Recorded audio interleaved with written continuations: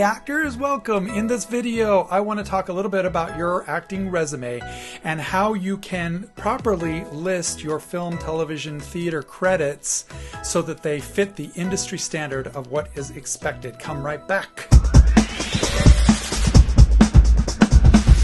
I am Doug Fall, your augmented actor, helping you augment your acting career with tips, tactics, and tech.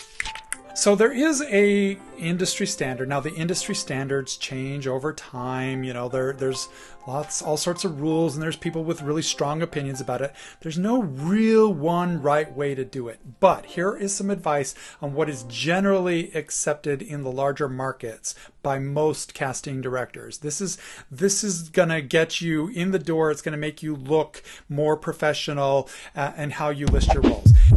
So when you're listing your credits, you're going to want to use three columns. The first column is going to be the name of the production. The second column is going to be the kind of role that it was. And the third column is going to be the director or producing organization. Three columns keeps it clean, makes it easy to scan. But depending on the section, so for instance, there's different sections: film, and then there's television, and then there's theater. Those are the main three sections. There's also commercials and voiceovers and things like that you can include. But in those three sections, there are different ways of listing that middle column. Now, with film and television and any other on-screen stuff, you never want to list the character that you played. You only want to list the size of the role. Wait, what? Because there are hundreds of thousands of student films and independent films and short films and things like that with hundreds of characters in each of these, casting directors can't keep up. That character name is not going to mean anything to them. So you don't want to list the character name, just the size of the role. Let's talk about how to list the film roles first. For film actors, there are only three choices that you will list in that middle column: lead, supporting, or principal. And those are in the order of largeness. A lead is any character that is a main character in the film. The story is about them. They are in most of the scenes, and they're very, very crucial to the plot. So the main antagonist, the main protagonist, the main deuteragonist in the project will all be lead actors usually. There can be a number of different leads as well. These people will be credited early on in the title sequence, sometimes before the title itself, and they get paid the big bucks usually. Supporting characters are characters that are also crucial to the plot, but they are only in a few of the scenes, maybe half of the scenes, something like that. At least one or two scenes they support the main characters, but the story isn't primarily about them. And then a principal character is any character that has a speaking part in the film or is named in the film.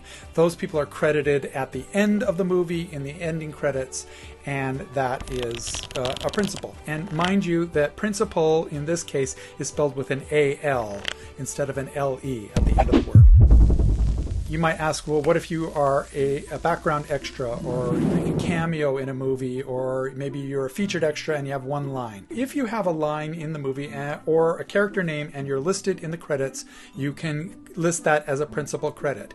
If you do a cameo, you can say cameo on your resume, but you can also say principal as well. Now, for a professional acting resume, you want to avoid putting background or extra work or featured extra on your resume. It really sends the wrong message to casting that you are more interested in being a background actor and not being an actual actor. Not to disparage background actors, people make big careers in background acting, but it's a separate discipline, and casting is looking for separate things when they see those on a resume. Also, if you're in a smaller market, maybe listing those isn't such a bad idea, but generally you don't want to get pigeonholed as a background person if you were trying to pursue an acting career. So it's best to just keep those off your resume. Now let's look at television and how you should categorize those roles. There are only 4 roles that you need to concern yourself with on your resume. They are series regular, recurring character, guest star, and co-star.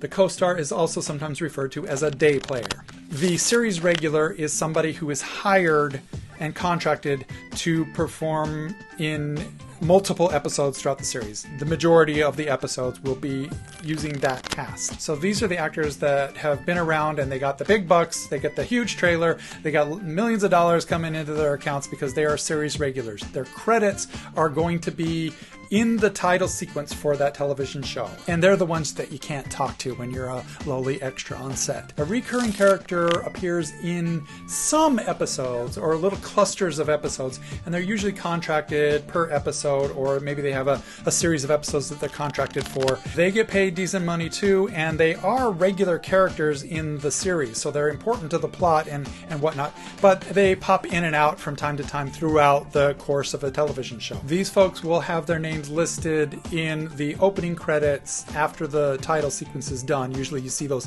printed over the screen as the action is going on. The third category is guest star, and this is when an actor is brought in to do a main character in one episode, maybe 2 episodes of a show. Not enough to be a recurring character, but they're very important to the plot of that particular episode.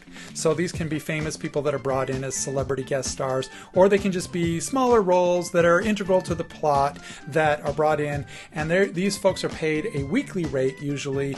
They have they make pretty good money too. They have a decent trailer and all that stuff, and they're usually credited in the credits after the title sequence, after the recurring characters. And finally, there is the co-star or the day player. These are folks that are in smaller speaking roles. They're still speaking roles, or they're still integral to the plot of that episode, but they're kind of less important in general. So they might be like a witness on a trial, stand in a trial scene, or a bartender giving a few lines to one of the characters. And they're called co-stars because they're co-starring with the stars of the show and the recurring characters and whatnot. But they're also considered day players because they are contracted by the day. They're paid by the day. They usually get paid, the minimum standard rate, and they usually have a tiny little trailer, if they get a trailer at all. So these are the roles that you will start out in when you work in television for the first time. Now, again, you want to avoid putting background extra work, featured extra work, and things like that on your television resume. Now, if you're doing the commercial section of your resume, you've done a lot of commercials, you only really want to list commercials on a resume if you are working in a commercial market and you're going out for commercials, because it's a whole different ballgame. They're looking for a different quality of actor than they are for films and television. So if you're a film and television actor, you can just list commercial conflicts and a list of commercials available upon request. And that way you don't use up a lot of room on your resume that you can put other credits on instead. But if you do list your commercial credits for a commercial resume, you want to list the name of the project, the type of role that you played, and the producing organization. And those don't necessarily have industry standards. You could basically just say principal to all of those or something. You still don't want to list the character name because, again, nobody's going to know. That's not going to mean anything to anybody. Often with my commercials, I just say the name of the project and who produced it, and that's enough. Now with theater, there's a different method. You do want to list your character name when you do theater, because theater directors tend to know the bulk of shows and musicals and things that get done. And if they don't, if it's a workshop or a new work or something that's a little bit more obscure, then you can also put, like the film categories as well, like lead, supporting, and you can also list ensemble as a role too. If you played multiple roles or you were in the ensemble, it's perfectly fine to put ensemble on your resume. You want to be careful not to list all ensembles, because if you have a bunch of ensembles on your resume, then you're only going to be considered for ensemble roles usually. So list your leads and your supporting roles first, and then list your ensemble roles after that. And one word of advice when choosing which projects to put on your resume: you don't need to go in chronological order, and you don't need to include every single project that you've done unless you haven't done very much. Pick projects that highlight you, that you were in a larger role or whatnot, and that you worked really hard on, or that are more recognizable, and include those on your resume, and then kind of leave off the smaller projects and replace them as new ones come along. And it's okay for you to have a film resume with all your film projects up top, and a television resume with all your television projects up top, and a theater resume with all your theater projects up top. Also, don't ever put any dates on your resume. Don't put the date that you graduated college, college. Don't put the date you took your classes. Don't put the date you shot these different projects or that you did these things, because that will get very dated very fast. Make them look up that information. If they want to look it up, they can look it up on IMDb or whatever. But you want them to think at first glance that every project that you've done is something recent and something big, and that you're actively working as an actor. So that's all I got for listing your roles. If you have any questions, please ask them down in the comments below. And I have a playlist of other videos related to resumes where I go into more details about specific sections of your resume. So you might want to check that out.